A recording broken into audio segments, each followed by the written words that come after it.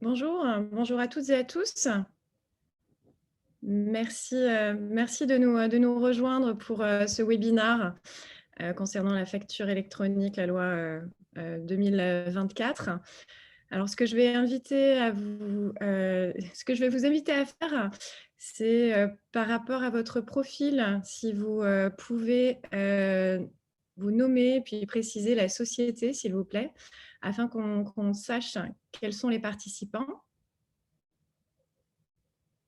Et puis, on va patienter 2 petites minutes, voilà, 2 petites minutes, le temps d'attendre le reste des intéressés.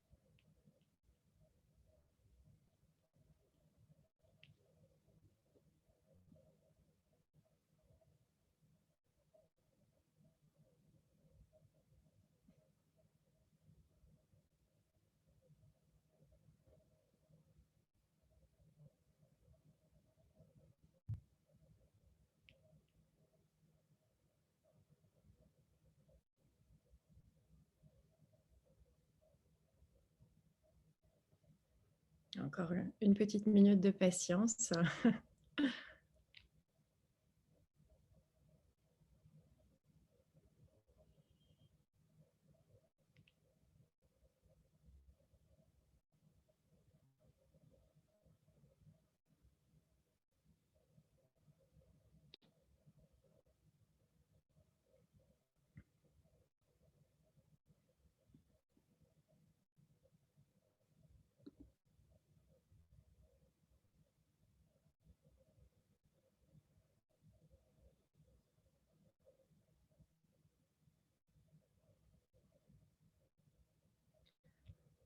Je pense qu'on va pouvoir démarrer. Alors, hop. Bienvenue à toutes et à tous pour ce webinaire. Petit point technique avant de démarrer, de rentrer dans le vif du sujet. Vous aurez la possibilité de poser des questions par écrit en fait, dans le Q&A qui se situe à droite de votre écran. L'idée, c'est de pouvoir traiter ces questions-là. En revanche, à la fin du webinaire, si on n'avait pas la possibilité de le faire, on les traitera a posteriori, puisque le sujet est assez dense et on souhaite couvrir un maximum d'interrogations préalables. Et pour ceux qui viennent de se connecter, je leur invite à bien préciser dans leur profil leur nom et leur société, s'il vous plaît. Alors, encore une fois, bienvenue. Donc, je me présente, je suis Mariam Moiselle, je suis responsable commerciale dans les équipes TradeShift depuis quasiment 4 ans désormais. Donc, pour la petite histoire, TradeShift était un de mes sous-traitants dans une ancienne vie. Et j'avais été en fait convaincue par la technologie, son évolutivité, la vision en fait des cofondateurs pour pouvoir intégrer cette technologie dans les services que je délivrais à mes clients. Et de fil en aiguille, j'ai rejoint la société au sein d'une équipe assez dynamique. Alors, qui est TradeShift? En fait, TradeShift, notre ADN, c'est véritablement l'e-invoicing digitalement conforme, puisque nos 3 cofondateurs, avant de se lancer dans l'aventure TradeShift, ont mis en œuvre l'e-invoicing fiscal pour le gouvernement danois. Ils sont également à l'initiative du standard PayPal, que certainement beaucoup de vos sociétés utilisent déjà. Et en fait, fort de ces expériences, ce qu'ils ont souhaité, c'est finalement mettre en œuvre un réseau, une plateforme qui permette aux clients de se connecter à leurs fournisseurs et aux fournisseurs de pouvoir émettre aussi et se connecter, émettre des factures, se connecter à leurs clients, mais alors pas uniquement en Europe, mais véritablement dans le monde entier. Donc l'ADN, c'est cette digitalisation de la facture qui est fiscalement conforme, puisqu'on est conforme dans un petit peu plus de 50 pays, incluant ce qui va nous intéresser aujourd'hui, hein, des modalités de contrôle continu, des modalités comme actuellement encore en France en a posteriori, en post-audit. Et Tradeshift, on s'appuie en fait sur un réseau de plus de 2 millions de sociétés qui sont connectées, qui transactent en fait quotidiennement sur la plateforme, donc soit au travers de Marketplace, soit finalement sur le processus aval du P2P avec la facturation électronique. Donc, encore une fois, que ce soit le fournisseur qui émette ses factures digitalement conformes ou que ce soit le client qui le fasse par rapport à ses propres clients. On a un système de collaboration qui permet aussi de faciliter en fait cette digitalisation. Et on s'inspire, l'expérience utilisateur s'inspire véritablement des outils en fait B2C pour faciliter une prise en main, et c'est d'ailleurs ce qui en fait aussi le succès, puisqu'après un petit peu plus de 10 ans d'existence, on a plus de 2 millions de sociétés qui transactent chaque jour. C'est cette vision-là, effectivement, qui, moi, m'a convaincue. Et aujourd'hui, on va véritablement se focaliser sur la conformité fiscale, parce que ce n'est pas du tout un compromis pour vous, en tant que représentant de société. C'est clé. Et au sein de la plateforme, en fait, on permet d'automatiser la vérification de cette conformité fiscale. Donc, je vais passer la parole à Jean-Cyril et à Christiane, puisque j'ai le plaisir, en fait, de les accueillir aujourd'hui, de les avoir à mes côtés sur le sujet de la facture électronique 2024. On va rentrer dans le détail et essayer de vous faire mieux comprendre, en fait, les incidences et les obligations de l'ordonnance du 15 septembre et toutes les exigences de la DGFiP. Je me permets de vous passer la main, Jean-Cyril et Christiane, si vous pouvez vous présenter.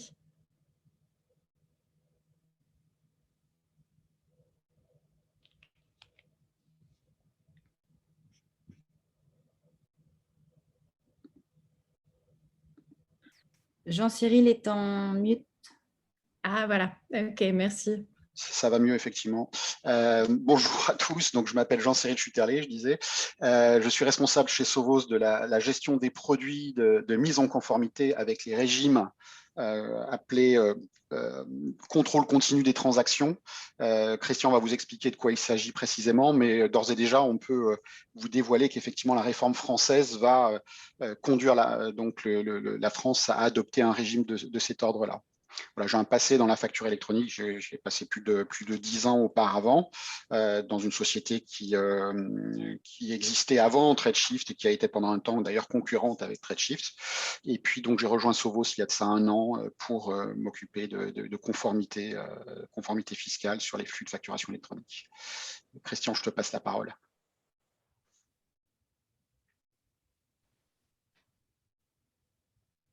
Christian est peut-être en mute aussi d'ailleurs.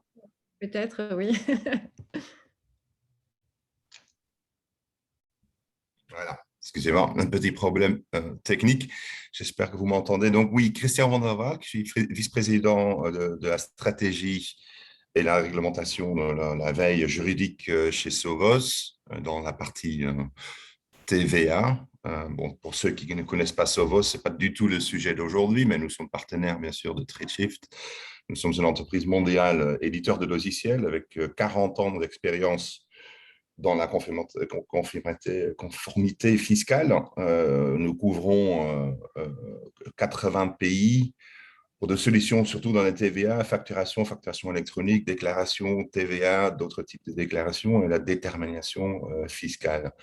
Nous traitons à peu près 3 milliards de transactions dans tous ces pays-là.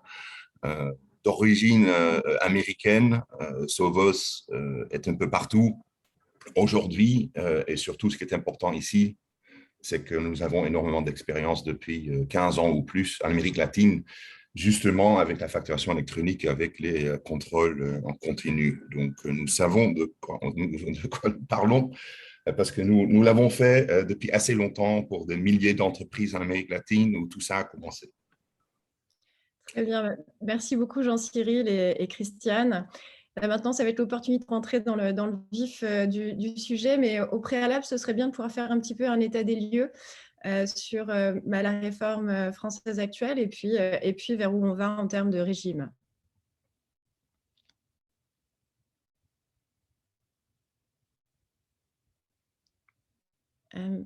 Christiane.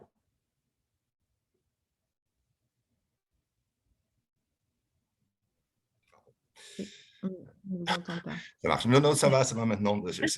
J'arrive pas chaque fois OK. Donc, oui, très rapidement, parce que c'est important quand même de voir, comme je viens de dire, ce qui se passe en France dans le contexte mondial où justement la révolution, je dirais, des contrôles fiscaux de contenu, donc les CTC, contrôle continu des transactions, ça fait 25 ans que ça existe déjà dans le monde. En Europe, c'est venu un peu plus tard, mais comme vous pouvez voir ici dans le slide, c'est qu'en fait, il faut voir cette révolution comme quelque part une progression de quelque chose qui existe depuis très longtemps, c'est la déclaration sur la TVA. Et la déclaration sur la TVA, donc en bas en gauche dans le slide, c'est quelque chose qui existe depuis assez longtemps au papier, sur papier. Ça existe dans beaucoup de pays déjà comme des formulaires en ligne. Mais c'est difficile et c'est un peu, comment dire, c'est pas très excitant pour les entreprises à faire et surtout, c'est pas du tout efficace pour les administrations fiscales de déchiffrer parce que c'est souvent juste, c'est périodique et les chiffres sont à un très haut niveau. Donc, ça, c'est pas très intéressant. Et donc, ça veut dire que les administrations ont besoin de faire beaucoup d'audits. Les audits, les post-audits, les audits en posteriori sont coûteux et pas très efficaces non plus. Donc, en 2001, en Chili, si vous regardez dans la figure ici à droite en haut, il y a le gouvernement qui a dit, mais écoutez, on a Internet, on peut faire ça en direct. Il suffit d'obliger les entreprises de créer, d'envoyer des factures en format numérique et de nous les envoyer en même temps. Et donc, l'idée des CTC est née en Chili. C'est aussi le pays aujourd'hui, quelque part, qui est l'exemple pour beaucoup d'autres pays, y compris la France et les autres pays américains qui ont suivi, sud-américains qui ont suivi depuis. Parce qu'en Chili, justement, ce n'est plus l'entreprise qui envoie la déclaration TVA, c'est l'administration fiscale qui l'envoie à l'entreprise. Et donc, tout a changé.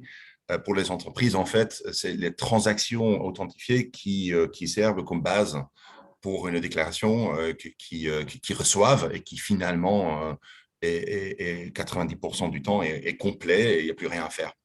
Malheureusement, les autres pays qui ont suivi ont fait ça de leur façon. Donc, il n'y a pas deux pays dans le monde, il y en a pas mal aujourd'hui, je vais juste en parler dans une seconde, qui ont des CTC aujourd'hui. Donc, il y a énormément de variations qui créent des problèmes pour les entreprises, certainement.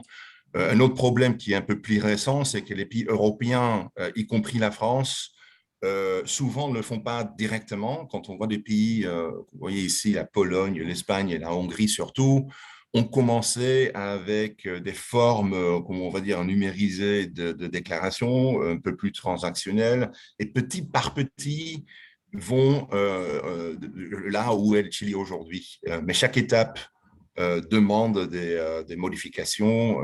Chaque étape est difficile à suivre et crée des problèmes, des risques pour les entreprises. Je vais avancer le slide, s'il vous plaît. Donc, cette révolution CTC s'est déroulée très, très rapidement. Donc, dans l'an 2000, il n'y en avait pas dans le monde. Comme je dis, c'était en 2001, quand Chili, la première fois, quelqu'un a eu cette idée brillante. Quand on avance le slide et on avance juste 15 ans, vous voyez qu'une grosse partie de l'Amérique latine et la Turquie, à partir de 2014, ont déjà un régime de CTC. Ça veut dire aussi qu'en Amérique latine surtout, mais aussi en Turquie, c'est la normalité aujourd'hui. Tout le monde sait ce que c'est et c'est la façon de facturer. Il y a beaucoup de choses à dire sur la façon dont ça a été introduit parce que justement, quand on voit ce que se cherchent les pays européens, c'est d'avoir plus d'avantages aussi d'automatisation des transactions entre entreprises dans les pays en Amérique latine. C'est surtout entre les contribuables et l'administration fiscale. Hein. Donc, il y a une progression aussi au niveau conceptuel des CTC. Mais si on avance encore un tout petit peu, vous pouvez voir, c'est juste 5 ans plus tard, cette révolution a bien continué et il y a beaucoup de pays, y compris des pays en Europe, donc en Italie en 2019, mais d'autres pays qui ont commencé à faire, comme j'ai dit, des étapes vers les CTC comme la Hongrie et l'Espagne. La Russie, l'Inde, la Chine, c'est tous des pays qui ont suivi très rapidement et ça veut dire aussi que ce qu'on voit dans le monde, si ça continue comme ça, ce qui est certain, parce que nous, on pense que ça va même accélérer post-Covid, ce que vous pouvez voir sur le prochain slide, et je vais arrêter là, c'est-à-dire que le monde entier, en 2030, ou autour de 2030, va avoir une forme de CTC. Nous pensons que peut-être l'Angleterre, probablement les États-Unis, parce qu'il n'y a pas de TVA, potentiellement quelques pays nordiques où les problèmes de collection de TVA sont un peu différents, mais pour le reste du monde, nous pensons qu'en 2030, les CTC seront la normalité et on n'aura plus du tout ces régimes post-audit qu'on a connus depuis le début de la TVA. Très bien, merci beaucoup Christiane pour cet état des lieux et puis ce partage de tendances. Qui se généralise. Là, l'objectif, c'est on va se refocaliser un petit peu plus sur la France pour comprendre les objectifs, la réforme en synthèse. Et puis Jean-Cyril, si vous pouvez nous expliquer un petit peu plus aussi le calendrier à date.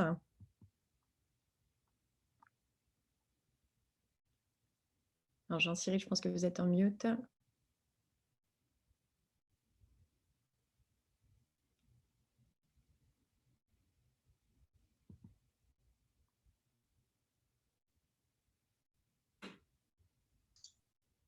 Voilà, ça y est, merci.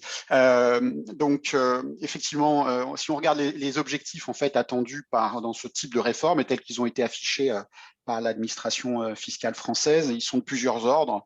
Le premier, il ne faut pas se le cacher, c'est évidemment un objectif de combat contre la fraude et de maximisation des recettes sur TVA. Il faut savoir qu'aujourd'hui, il y a un manque à gagner de l'ordre de 10 à 15 milliards d'euros par an au niveau français et au niveau européen, on parle de 140 milliards d'euros chaque année, donc de TVA qui aurait dû être collecté et qui ne l'a pas été. Le deuxième objectif, un objectif d'ordre plus macroéconomique, là aussi dans l'intérêt de l'administration française, c'est de parvenir à connaître en temps réel l'activité des entreprises, c'est-à-dire savoir vraiment ce qui se passe dans l'économie en temps réel. Un exemple de bénéfices obtenus dans un pays comme le Brésil, par exemple, qui lui a mis en place donc, ce type de contrôle en continu il y a de ça déjà de nombreuses années, c'est pendant la pandémie, les aides et les subventions aux entreprises ont pu être ciblées précisément en raison de cette connaissance donc fine de l'activité ou justement de la chute d'activité des entreprises dans le contexte de la pandémie. Donc ça, c'est notre deuxième objectif. Le troisième objectif, comme c'est affiché là, c'est de réduire les coûts. Alors là, ce sont des objectifs des bénéfices pour les entreprises, les deux derniers. Donc c'est de réduire les coûts de traitement administratif des factures et les délais de paiement. L'administration parle d'un gain potentiel de 4,5 milliards d'euros par an. Donc ça repose sur des calculs, je dirais, de coûts de traitement des factures unitaires qui sont largement partagés aujourd'hui. Donc évidemment, quand on a une facture électronique, en comparaison d'une facture papier, on a beaucoup moins en principe de traitement à opérer, que ce soit côté fournisseur d'ailleurs ou côté acheteur a fortiori. Et puis donc effectivement, dernier objectif, la simplification des obligations des entreprises grâce au pré-remplissage des déclarations. Alors pour l'instant, c'est un objectif à long terme, il n'y a pas encore de date affichée, mais ça viendra dans la foulée de cette réforme. Et donc, comme l'expliquait Christian, les déclarations seront pré-remplies sur la base des déclarations, du reporting des transactions fait dans le cadre de la réforme CTC. Et les entreprises n'auront plus, si j'ose dire, qu'à vérifier que ce que leur donc remonte comme déclaration pré-remplie l'administration fiscale est bien conforme à ce qu'elles avaient elles-mêmes calculé. Ce sera évidemment très difficile de challenger l'administration dans la mesure où elle se fondera sur des transactions qui ont été reportées auparavant. Voilà, donc on a vraiment un retournement en fait de situation où au lieu que ce soit l'administration qui contrôle les déclarations remplies par les entreprises, c'est les entreprises qui vont contrôler les déclarations pré-remplies par l'administration fiscale. Alors, voilà. Donc, si on essaye de voir la réforme en bref, hein, en fait, il faut comprendre déjà son périmètre. Donc, le quoi, en fait, l'invoicing, donc d'abord, qui va porter sur les transactions B2B domestiques, avec, comme son nom l'indique, une obligation de facturation électronique et de transmission à la volée des informations obligatoires figurant sur ces factures à l'administration fiscale. Et ce domaine de l'invoicing est complété en fait par l'échange de statuts relatifs au cycle de vie des factures électroniques. Donc, échange de statuts entre le fournisseur et son client, et aussi avec l'administration qui souhaite connaître le statut de chacune des factures. Ensuite, on a une obligation de e-reporting qui, lui, porte sur la quasi-totalité des transactions qui sont justement non couvertes par le e-invoicing et qui consiste en une transmission électronique régulière à l'État des données afférentes à ces transactions.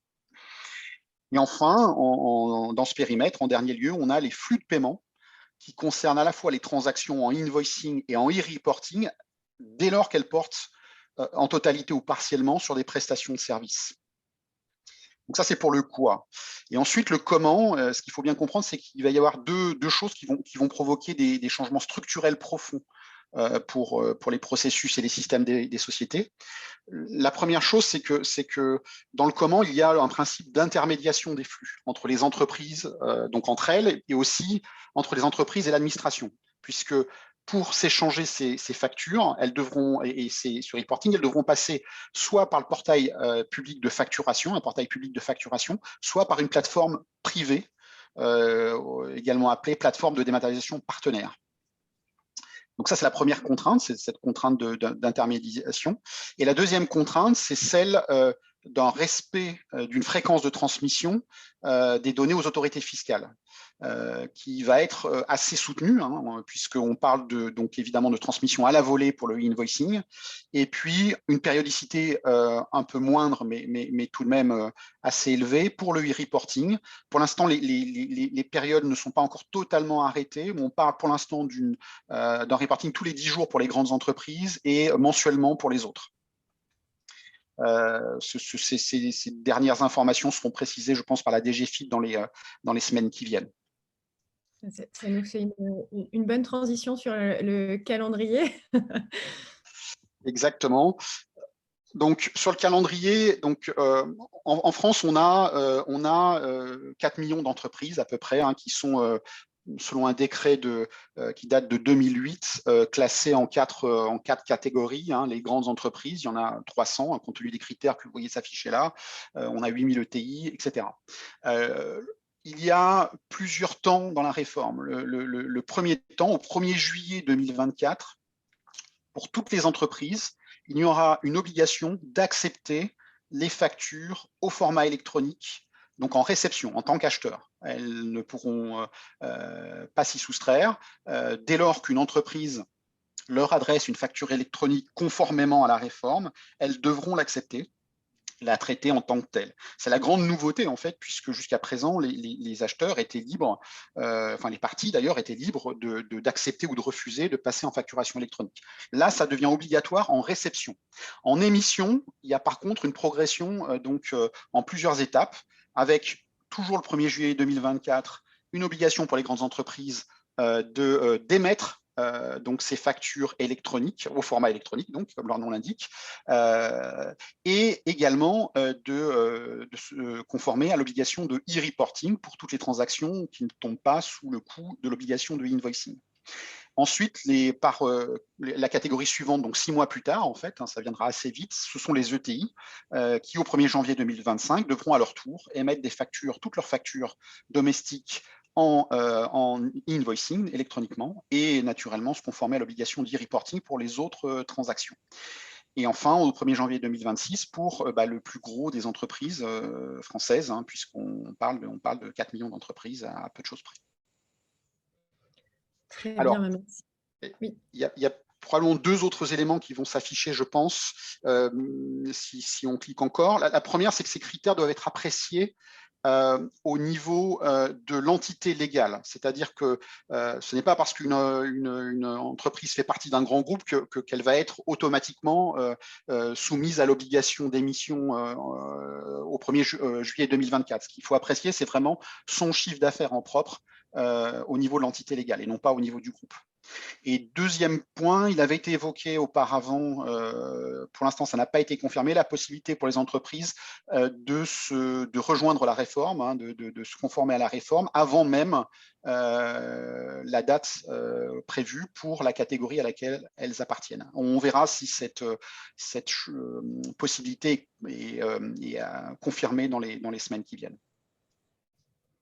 Très bien, merci Jean-Cyril. On sait au niveau de la réforme qu'il y a véritablement 2 volets, l'e-invoicing et l'e-reporting, comme vous avez commencé à l'introduire. Quelles sont les différences entre l'e-invoicing et l'e-reporting, Jean-Cyril? Alors, effectivement, on a deux domaines qui sont bien distincts. On va voir quels sont les documents concernés, les transactions concernées, mais il faut comprendre déjà sur la forme, la façon dont ça se passe. Quand on parle d'invoicing, on parle bien de facture électronique qui est adressée au format électronique, donc au client. Le corollaire, c'est de transmettre à l'administration fiscale un extrait correspondant aux mentions obligatoires fiscalement et commercialement figurant sur cette facture électronique, de transmettre donc ces données obligatoires à l'administration fiscale. L'e-reporting, vous restez libre d'échanger des factures papier ou même dans le cas de transactions B2C, certaines sont soumises à l'obligation de facturation, mais d'autres, elles sont nombreuses, il n'y a pas d'obligation de facturation. Pour autant, ces transactions-là seront également éligibles au e-reporting. Donc, pas d'obligation de facturation électronique dans le cadre du e-reporting. En revanche, on a obligation de transmettre à l'administration fiscale périodiquement les données de transaction au format électronique. Et le point commun entre les deux modes, invoicing et e-reporting, c'est le fait de passer, comme je le disais tout à l'heure, soit via un portail public de facturation, soit par une plateforme de dématérialisation partenaire. D'accord, très bien. Je pense que c'est plutôt clair. Après, ce qui va être intéressant de comprendre, c'est le champ d'application. Donc, quelles sont les transactions concernées? Alors, exactement. Donc, si on regarde, on part donc d'abord du e-invoicing. Donc, le e-invoicing, il s'agit de transactions B2B domestiques, donc entre un fournisseur établi en France, société établie en France, et son client également établi en France. Et donc, on a une obligation, comme on le disait tout à l'heure, à la fois de facturation électronique, de reporting des mentions obligatoires à l'administration fiscale, et également d'échange des statuts du cycle de vie de la facture. Toutes les autres transactions, donc si on clique, qu'il s'agisse d'export B2B vers donc l'étranger, que ce soit au sein de la zone UE ou à l'extérieur, ou qu'il s'agisse, si on clique à nouveau, d'importation, alors plus exactement d'achat intra-UE, qu'il s'agisse d'achat de biens ou de services, ou d'achat de services uniquement en provenance de pays hors zone Union européenne, en cliquant à nouveau. Donc là, obligation de e-reporting, donc les factures n'ont pas à être émises ou reçues dans le cadre des achats électroniquement. En revanche, leur contenu doit être reporté à l'administration fiscale selon la périodicité que j'indiquais tout à l'heure.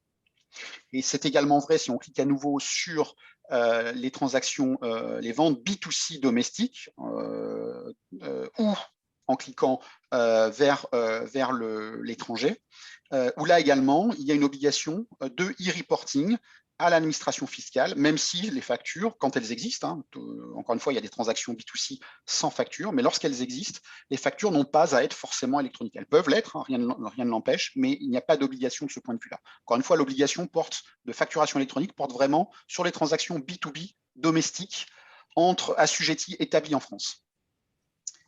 Voilà, si on avance encore un tout petit peu, on va voir qu'associé à tous ces flux, donc à la fois d'e-invoicing et d'e-reporting, on a une obligation de reporting également des paiements reçus lorsque la transaction porte sur des ventes de services, que la facture ne porte que sur des services ou qu'elle soit hybride, comprenant des biens et des services. À ce moment-là, à moins que le fournisseur ait opté pour le paiement sur les débits, ou qu'on soit dans un cas d'auto-liquidation, il y aura obligation de reporter le paiement à l'administration fiscale.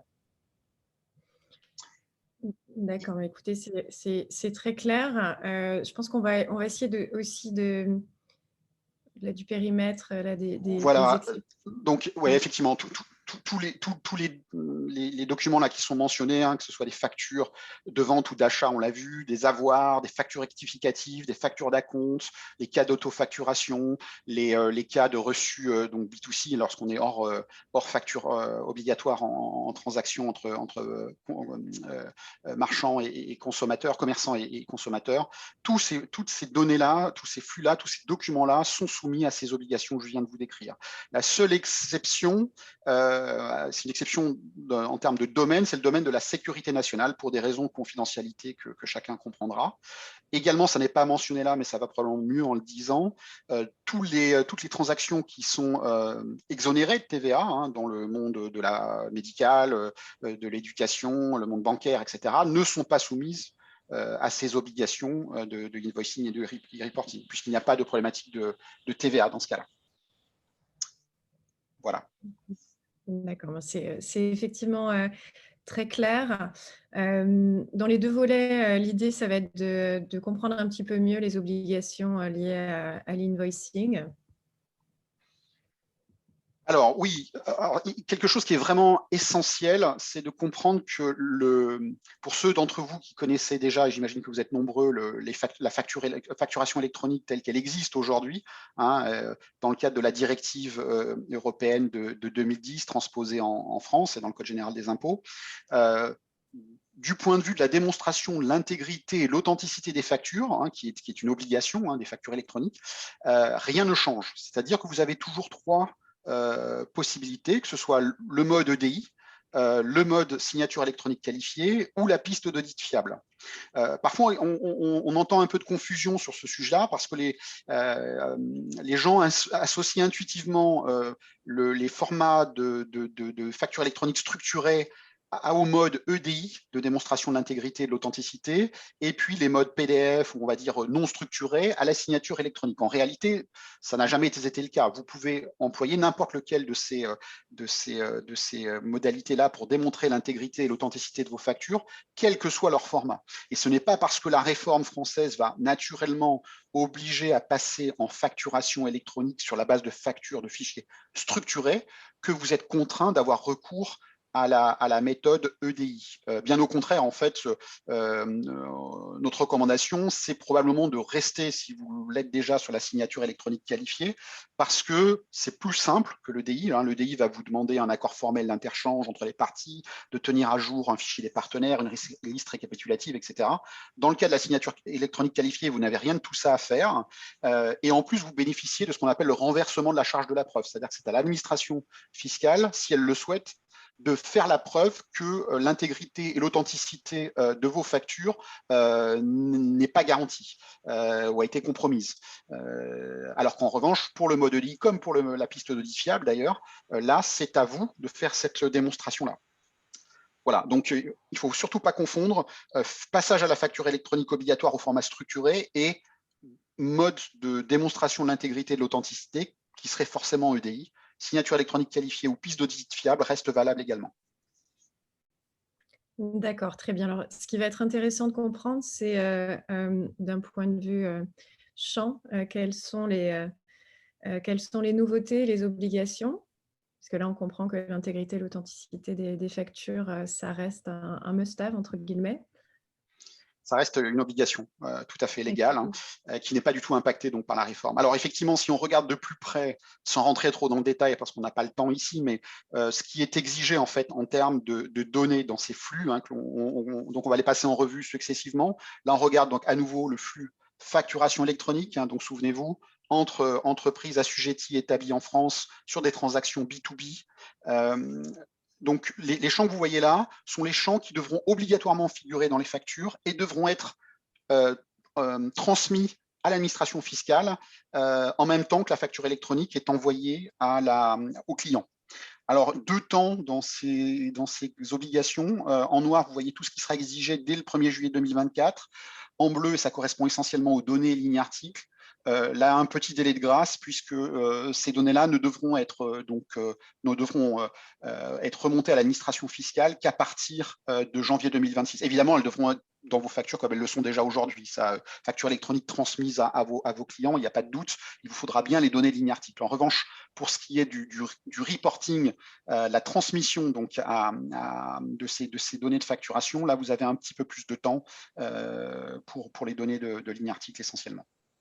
Et autre chose importante à comprendre, c'est que lorsque vous remontez ces informations au portail public de facturation, donc dans le cadre du reporting de ces données de facturation électronique, vous avez la possibilité d'utiliser l'un de ces trois formats mentionnés en bas, donc UBL, C2I ou FactureX, qui est un format hybride qui mélange de la donnée structurée et une image de la facture.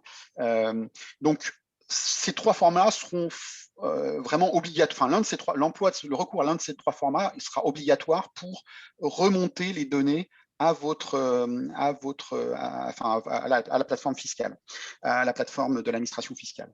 En revanche, les échanges de factures électroniques elles-mêmes entre entreprises peuvent passer naturellement par ces trois formats-là ou peuvent prendre n'importe quel autre format à partir du moment où les parties, donc le fournisseur et son acheteur, se sont entendus sur le sujet. Donc, si vous êtes dans un domaine où on fait de l'Edifact aujourd'hui, il n'y a pas de raison de changer ça. Vous pouvez continuer à vous envoyer des factures en Edifact, aucun problème. Si en revanche, vous n'arrivez pas à vous entendre avec votre partenaire commercial sur le format de la facture, à ce moment-là, ce qui s'imposera en fait aux parties, c'est l'un de ces trois formats-là. Voilà, donc et en particulier les plateformes partenaires qui jouent donc ce rôle de relais obligatoire entre les parties devront s'interopérer, pour employer un mot un peu barbare, mais qui est important néanmoins, donc échanger des flux entre elles sur des formats qui seront soit des formats sur lesquels elles s'entendent, soit, si elles n'arrivent pas à s'entendre, sur l'un de ces trois formats qui étaient mentionnés ici. Alors, au niveau Treatshift, c'est vrai qu'on gère plus de 24 formats. Il se trouve que notre format pivot, c'est l'UBL. Donc, on est très confiant de pouvoir être du coup fiscalement conforme et répondre aux obligations du contrôle continu imposé à partir de 2024. Effectivement, c'est un gros avantage d'avoir déjà ce format, je dirais, nativement dans vos capacités d'échange et de connectivité avec le monde extérieur. Exactement. Alors maintenant qu'on a fait effectivement, on va dire, qu'on a une bonne compréhension de l'e-invoicing, est-ce qu'on peut rentrer plus dans le détail des obligations liées à l'e-reporting?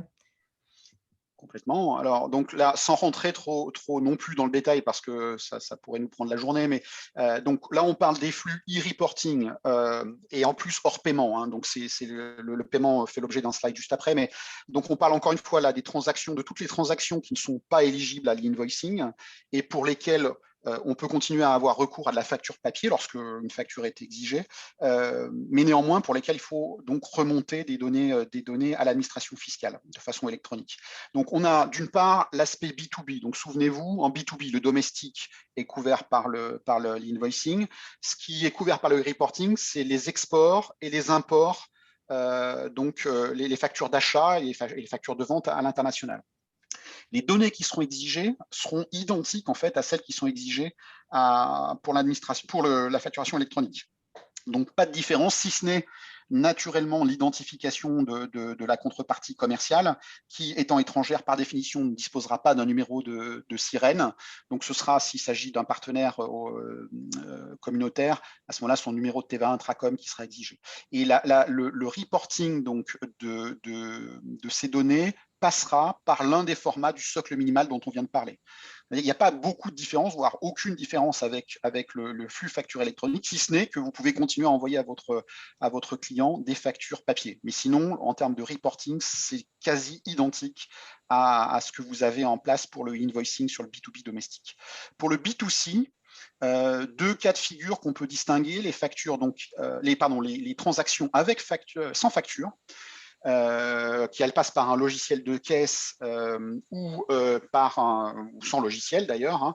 Là, vous avez un certain nombre de données plus succinctes que ce qui est exigé dans le B2B, qui devront être remontées via un format structuré. Alors là, on avait indiqué JSON, mais depuis, l'administration fiscale a précisé que ce serait un format XML. Donc, soit un format structuré fichier XML, soit une saisie en ligne. Pour les flux avec facture, les transactions B2C avec facture, on a là la différence avec les sans facture, c'est que le reporting devra se faire non pas à travers une agrégation quotidienne, mais vraiment à la facture. Moins de données que pour le B2B, mais tout de même quelques données, et qui peuvent être remontées elles aussi par l'un des formats du socle minimal utilisé pour le B2B. Toutes ces transmissions peuvent avoir lieu, là encore, via une plateforme partenaire ou via le portail public de facturation mis à disposition par l'État. Et la fréquence, on l'a dit tout à l'heure, c'est encore en discussion.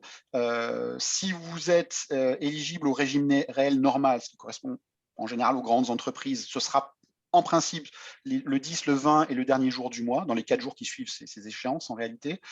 Pour les plus petites entreprises au régime réel simplifié, c'est dans les 7 jours qui suivront la fin du mois. Encore une fois, ces informations-là sont encore en discussion, donc il se pourrait que ça change. Très clair, merci beaucoup. Si effectivement on passe aux transactions de services ou mixtes, e-facturées ou e-reportées.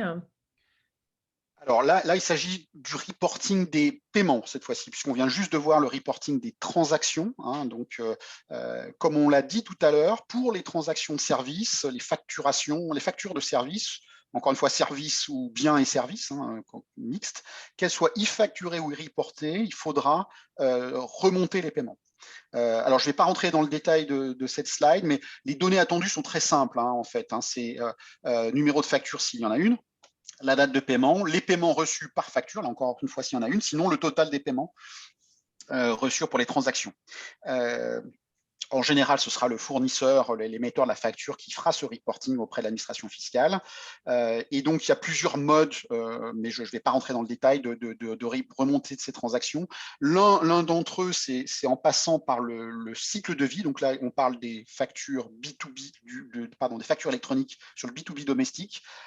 On l'a vu tout à l'heure, il y a un cycle de vie qui doit être remonté. Eh bien, on en profitera pour les factures de service pour remonter le montant encaissé dans ce cas-là. Pour tout ce qui est e-reporting, ça passera par d'autres flux. Et la fréquence sera identique à celle donc arrêtée pour le e-reporting qu'on a vu juste avant. Donc, en principe, tous les mois pour les petites entreprises, le 10, le 20 et le dernier jour du mois pour les autres. Très bien, donc on a vu le e-reporting des transactions, e-reporting des paiements. Alors oui, donc là, on a passé en revue en fait l'essentiel des flux qui seront à remonter. Il est important de comprendre aussi que dans le dispositif global, pour que tout ça fonctionne bien et que les factures arrivent au bon endroit, les factures et les statuts relatifs à ces factures électroniques, il faut passer par un annuaire central. C'est un dispositif absolument inévitable.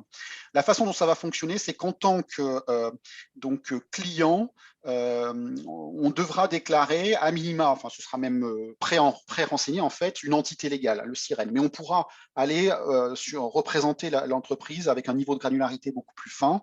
Là, vous le voyez, par exemple, au niveau des sites ou au niveau des départements ou des services, etc. Donc, ce sera vraiment la liberté de chaque entreprise de s'organiser comme elle l'entend. Et pour chaque adresse pouvant recevoir donc une facture électronique, il faudra déclarer une plateforme associée. Donc, si vous passez par une plateforme partenaire, vous devrez, par exemple, là, dans mon exemple, le site B, il se trouve que toutes les factures qui sont adressées devront passer par la plateforme partenaire client X.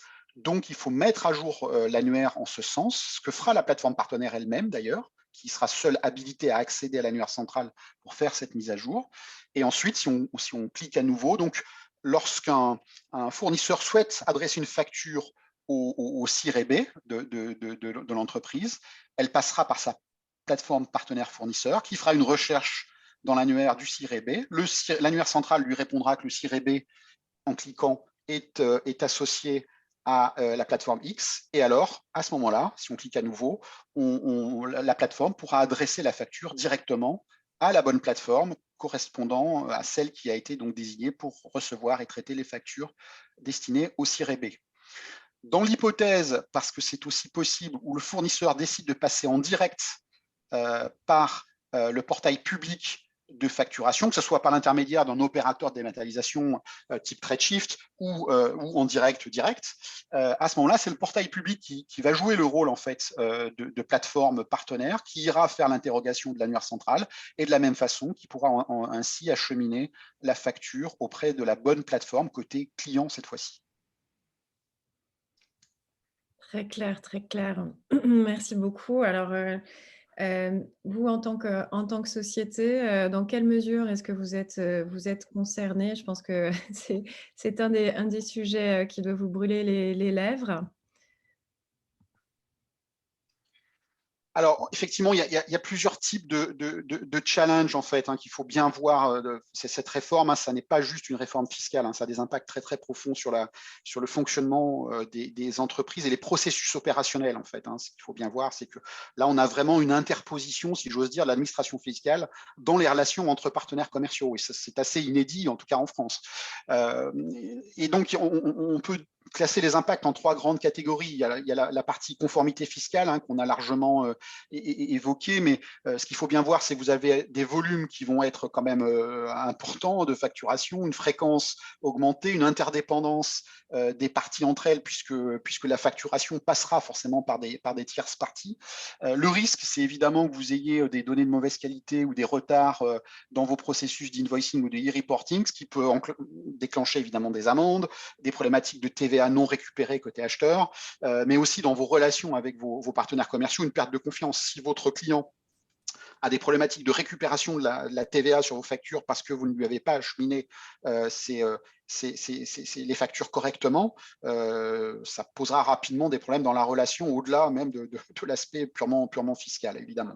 Sur les encaissements, eh bien oui, puisqu'on a effectivement cette intermédiation, cette automatisation aussi des flux entre fournisseurs et acheteurs, il y a une perte de contrôle, il ne faut pas se cacher, sur la gestion des litiges et les processus de paiement de façon plus générale, avec évidemment un coût financier associé à la trésorerie supplémentaire, aux besoins en fonds de roulement supplémentaires à financer si retard il y a côté fournisseur, et puis côté acheteur, des risques en termes qui se matérialisent par des intérêts de retard facturés, et éventuellement des amendes et du name and shame lorsque les délais de paiement ne sont pas respectés. Et côté automatisation donc des processus à la fois facture client et facture fournisseur, Ce qu'il faut bien comprendre, c'est que c'est là que se trouvent les bénéfices pour les entreprises de la réforme, la possibilité d'automatiser. Si vous n'automatisez pas, vous allez vous retrouver avec plein d'inconvénients et pas d'avantages du tout. Donc, on a quand même un enjeu en termes de système d'information assez fort. Et si ce n'est pas géré correctement, alors effectivement, les bénéfices ne seront pas au rendez-vous. On se retrouve avec des processus manuels, etc. Et ce qu'on a constaté, nous, Sovos, dans les autres pays où effectivement ce type de réforme a été mise en place, c'est que les entreprises sont très rarement prêtes, en fait. Les processus internes et les outils existants sont rarement adaptés aux exigences de ces nouveaux régimes. Donc, il faut vraiment se préparer à ça. C'est très important de le comprendre. Merci d'avoir fait ce récapitulatif des enjeux. Effectivement, nous, ce qu'on peut voir côté TradeShift, c'est que le fait d'avoir décalé la réforme de 2023 à 2024, il y a beaucoup de sociétés qui se réveillent justement en se disant comment je vais pouvoir bien me préparer à cette réforme, puisque ça a des impacts en profondeur sur les SI et les processus métiers. Voilà, donc effectivement, si on essaye de dérouler le long de, je dirais, de l'architecture générale des flux, tous les problèmes qui peuvent se poser, je ne vais pas passer ce slide en détail, mais vous avez évidemment des problématiques côté fournisseur, d'extraction des données, de mise en place peut-être de middleware, de qualité des données. Un point qui est peut-être pas, enfin qui est peut-être évident pour certains d'entre vous, mais qui va mieux en le disant, c'est que vous ne pouvez plus vous tromper, enfin, on ne peut jamais se tromper en termes de taux de TVA appliqué, mais disons que dans la déclaration, vous pouvez se rattraper après coup et dire c'était pas le bon taux, voilà, faire une facture corrective, etc. Là, les factures partent en temps réel, donc il ne s'agit pas de se tromper de taux de TVA, par exemple. Voilà, il y aura des problématiques de synchronisation avec les projets globaux de transformation IT. C'est vrai des deux côtés, hein, fournisseur ou acheteur. Il ne s'agit pas de paralyser complètement votre projet de transformation IT parce que vous avez quelque chose de complexe qui se met en place en France, donc il faut bien sûr avoir cette approche globale. Un autre exemple parmi toutes ces problématiques, c'est la gestion de la relation entre partenaires. Vous allez avoir une problématique de préservation de la confidentialité des données business et des données personnelles. Donc, le RGPD s'applique pleinement, évidemment, mais également le secret des affaires. Et il faudra probablement mettre en place des protocoles d'audit pour vérifier qu'au-delà des engagements contractuels, eh bien, effectivement, les données sont bien protégées comme elles doivent l'être. Voilà. Donc, il y a des enjeux un peu à 360 degrés sur ce projet-là qu'il faut bien énumérer et bien prendre en compte en fonction de son contexte propre. Très bien, donc ça correspond à un chantier qui est assez important au niveau des grosses sociétés comme des sociétés, des PME ou TPE, ça c'est certain, d'autant plus que l'horloge tourne. Voilà, alors l'horloge tourne effectivement également pour moi, mais en l'occurrence, effectivement, le calendrier a été revu un tout petit peu, un peu décalé, mais néanmoins, ce qu'il faut bien comprendre, c'est que maintenant on a des spécifications, on a l'ordonnance qui a été publiée donc en septembre, le 15 septembre dernier. On a des spécifications détaillées dans une première version, mais elle est très très complète déjà. On attend les spécifications finales fin d'année, au pire premier trimestre 2022, ce qui veut dire qu'on va avoir 24 mois, 2 ans pour être prêt. Et être prêt, c'est quoi? C'est faire les développements nécessaires. Évidemment, je passe sous silence là, mais on vient de le voir, tous les ajustements de processus, etc. Si vous souhaitez être parce que vous pouvez en tant qu'entreprise devenir votre propre plateforme de dématérialisation partenaire, et à ce moment-là, vous devez passer par une procédure d'immatriculation et d'audit qui sera longue et qui sera compliquée. Et puis, vous avez une phase de test et de pilote dont l'administration a d'ores et déjà annoncé qu'elle se déroulerait à compter de janvier 2024, avant le go-live en juillet. Donc, effectivement, c'est beaucoup de choses à faire en finalement assez peu de temps. Et il faut bien en avoir conscience. Et surtout pas s'endormir sur le décalage effectivement de 18 mois, hein, puisque la réforme était annoncée initialement pour janvier 2023. Donc, les 18 mois supplémentaires, je pense, ne seront pas de trop pour bien se préparer. Oui, complètement. Alors, côté TradeShift, on a bien reçu les spécifications détaillées qui ont été publiées le 30 septembre dernier. On reste en attente des spécifications finales, mais très naturellement, on est en ordre de marche pour pouvoir être être certifié et travailler avec un partenaire comme avec notre partenaire Sovos sur le sujet. Donc, je suis consciente qu'il est 9h54. On a peut-être 2 minutes pour prendre des questions. Audrey, est-ce que tu aurais une ou deux questions en particulier à nous partager? S'il te plaît. Oui. Nous avons une question d'Arnaud Rémy qui demande si les conditions de paiement ne sont pas un champ obligatoire. Alors, c'est une très bonne question. Effectivement, elles ne sont pas mentionnées dans la liste qui nous a été communiquée. C'est peut-être un oubli de leur part, parce qu'en général, elles doivent figurer sur les factures. Il est possible qu'elles soient obligatoires pour la facture commerciale, mais pas pour le reporting auprès de l'administration fiscale. Auquel cas, effectivement, elles devront figurer sur la facture envoyée à votre client, mais elles ne devront pas être remontées à l'administration fiscale. À vérifier tout de même. Merci. Nous avons une autre question d'André de Grève à propos des logiciels de caisse. Il peut y avoir du B2B et du B2C. Une distinction sera effectuée dans le e-reporting avec un point d'interrogation. Alors, si c'est du B2B domestique, il ne devra pas passer par le e-reporting. Il faudra qu'il fasse l'objet d'une facturation électronique à ce moment-là. Si c'est du B2C, effectivement, il faudra qu'il passe par le flux e-reporting, que la facture soit électronique ou pas. D'accord. Merci beaucoup. Nous avons enfin une question de Cyril Boulet qui demande quelle est la répartition des rôles entre TradeShift et Sovos? Alors, effectivement, Sovos, nous, notre vocation, c'est vraiment de nous assurer que nos partenaires comme TradeShift et nos clients en direct respectent bien les exigences en matière de conformité fiscale. Donc, nous serons Sovos immatriculés plateforme de dématérialisation partenaire, c'est-à-dire que nous serons en mesure de faire le reporting auprès de l'administration fiscale des factures électroniques et des flux hors facturation électronique. Nous ferons également l'archivage et nous pouvons proposer d'autres services nombreux et variés. Le rôle de nos partenaires, en général, c'est plutôt de couvrir l'aspect, alors naturellement métier, donc que ce soit en émission, en réception, tous les traitements préalables ou de validation des factures, et également, s'ils le souhaitent, d'échange des flux avec le monde extérieur, que ce soit d'autres partenaires ou des clients en direct. Sovos proposera néanmoins des fonctionnalités également d'interopérabilité avec d'autres plateformes partenaires pour ceux de nos partenaires qui ne seraient pas en mesure de couvrir ce segment-là. Voilà, et pour compléter, au niveau TradeShift, on va permettre de proposer différents canaux d'émission de la facture qui seront digitaux en fonction de la maturité informatique, de la taille de la société, que ce soit un fournisseur, que ce soit un client.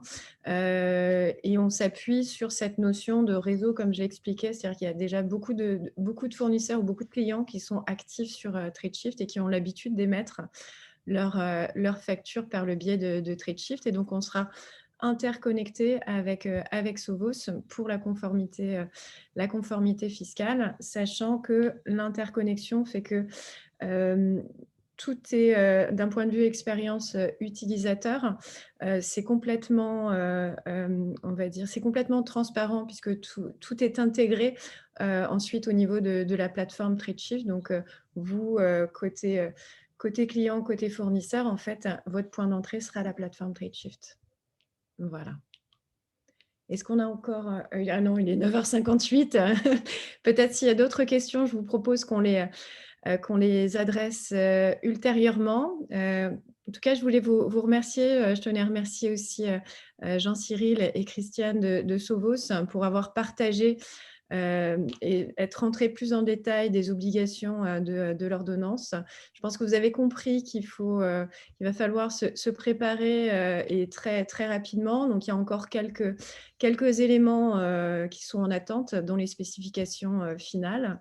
Mais derrière, une fois qu'on a les spécifications finales, soit sur cette fin d'année ou le premier trimestre 2022, ça laisse peu de temps, ça laisse moins de 2 ans pour pouvoir déployer, mettre en œuvre les solutions, s'assurer que les fournisseurs, les clients, du coup, sont connectés aux diverses plateformes, sont connectés par exemple à la plateforme Tradeshift. Donc, on sera ravis d'échanger aussi avec vous ultérieurement sur le sujet.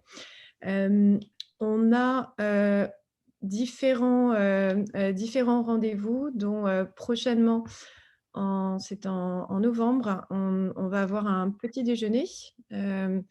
Donc, on sera ravis également de vous solliciter si cela vous intéresse. Ça restera sur des sujets effectivement liés à l'e-invoicing et puis, pourquoi pas, la suite des aspects réglementaires à partir du moment où les publications seront réalisées. Merci à tous les deux. Merci beaucoup, Mariam. Merci à tous. Et Christiane. Je vous souhaite de passer une excellente journée et donc on viendra vers vous s'il y avait des questions supplémentaires. À très bientôt. Au revoir. Au revoir.